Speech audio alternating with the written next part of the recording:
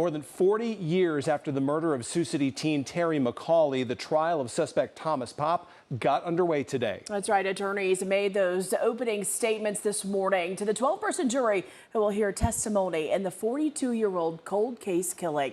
Pop, who is now 63, appeared in court in a wheelchair, accompanied by 6 Woodbury County Sheriff's deputies. In his opening statement, Woodbury County Attorney James Loomis pleaded the state's case, pointing to Pop's white 1963 Chevrolet.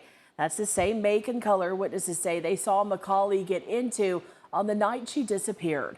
Additionally, Loomis pointed out Pop's familiarity with the area where McCauley's body was found. Loomis said Pop lived in neighboring apartments and went hunting in the wooded area near the apartments. Most notably, Loomis mentioned a 20-gauge shotgun loaded with federal brand ammunition, which is the weapon investigators believe killed McCauley. 6 months after her body was found, police responded to a shots fired call.